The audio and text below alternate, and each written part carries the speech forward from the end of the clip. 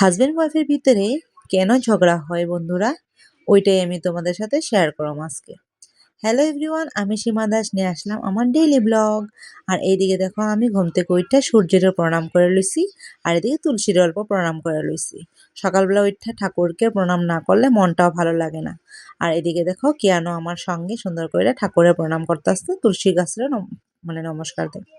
তো ওরে না দেখাইলে ভিডিওর মধ্যে আমার কোনোদিনও ভালো লাগে না। ওরে অল্প হইলেও আমার দেখাইলে আমার মনটা শান্তি লাগে। আর ও আমার একমাত্র মনা, ছোট্ট ছেলে।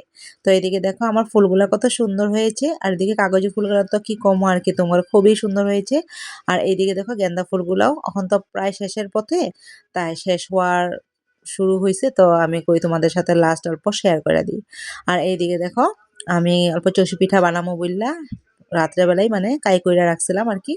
তো সকালে উঠে এগুলা সুন্দর করে আমি চষি বানাইতেছিলাম আর কি। এটি অল্প পাতলা পাতলা হয়, আমার মানে অত একটা বেশি সুন্দর হয় নাই, হইলেও মানে খাওয়ার মতন হয়েছে আর কি কোনো মতে। আমাদের মা তাগর মতো আর হয় নাই, বুঝছো না। তো এদিকে দেখো আমার বানানিও শেষ হয়ে গেছে, আর এদিকে আমি দুধের মধ্যে অল্প জাল দিয়ে দিতেছিলাম। আর দুধের মধ্যে দিছিলাম আমি এলাচি আর তারপরে তেজপাতা আর চিনি। তা সকালবেলা ঘুম থেকে উঠা শুনলাম যে আমার জালের অ্যানিভার্সারি, তো ভাবলাম একটা কেক বানাই।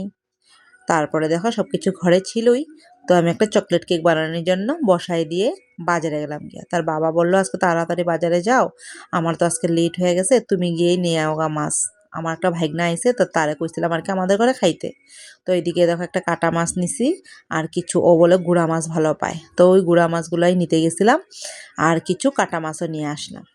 তো এইদিকে দেখো আমি তোমাদের সাথে দেখাইলাম কাটা মাছ আর গুঁড়া মাছগুলা। তারপরে আমার কেকটাও হয়ে গেছে, এইভাবে প্রায় বহুদিন ধরে বানাই না, তো তাই অল্প উল্টা পুল্টা হয়ে গেছে। আর একটা ক্লায়েন্ট আইছিল যে ওরে অল্প সাজাই দিতাম।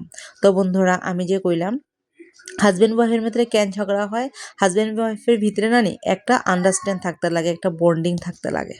হাজব্যান্ড ওয়াইফের যখন কাজকর্ম করে একসাথে, একজন একজনের সাপোর্ট করতে লাগে, একজন একজনের কথা শুনতে লাগে, তখনকাই দেখবা জিনিসটা সুন্দরভাবে সংসারটা চলে আর কি। আর নয়তো তোমরা মানে হাজব্যান্ড ওয়াইফের একজন একজনের কথা না শোনো, তখনকাই সংসারটার মধ্যে অশান্তির সৃষ্টি হয়, আর কাজকর্ম লইয়া অনেকটাই প্রবলেম আসা পড়ে। আর তখনকাই এই সংসারটার মধ্যে ঝগড়াঝাটি, বিবাদ অনেক কিছু হইতে থাকে, তখনকাই মানে ভালো লাগে না আর। তো ওই জিনিসটা মানে আন্ডারস্ট্যান্ডের উপরে যদি সুন্দর করে হাজব্যান্ড ওয়াইফ চলে, তো দেখবো সংসারটাও সুখী, আর নিজের মনটাও খুব ভালো লাগে।